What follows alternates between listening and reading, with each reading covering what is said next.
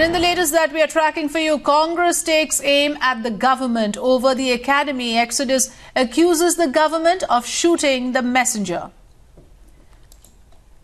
So that's the latest coming from the Congress camp. We have Congress spokesperson now accusing the government, the BJP government at the centre, saying that it is attempting to shoot the messenger by stifling the voices of literary luminaries. We have Sneha Mordani on the phone line. Sneha, now it seems as if the war of words has just erupted after the statement of the INB minister where he said that this is a manufactured protest. We now have a strong Congress reaction.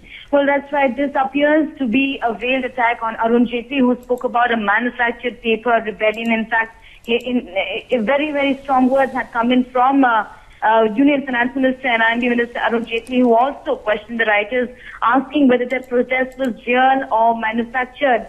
Was it a case of ideological intolerance? That was the question that he was asking. In fact, he was writing on a social networking site, in fact, also targeting the writers, and said that this really has got to do perhaps with no signs of the revival of the Congress party, and that's the reason why perhaps there is a sense of frustration among all of those writers and authors and scholars putting down, giving away their Sahitya Akademi awards, and that this is actually what happened in Dadri was unfortunate, but it was a question of law and order and nothing more to that. But the writers and scholars returning their awards, well, this raises several questions. Arun Jaitley also spoke about how, the recipients have in the past actually received patronage from both the Congress and the left, and that now that the politics really is nowhere, there is no revival of both of these parties, is there a sense of frustration? Right. Manish Tiwari, senior Congress leader, questioning this, saying that this is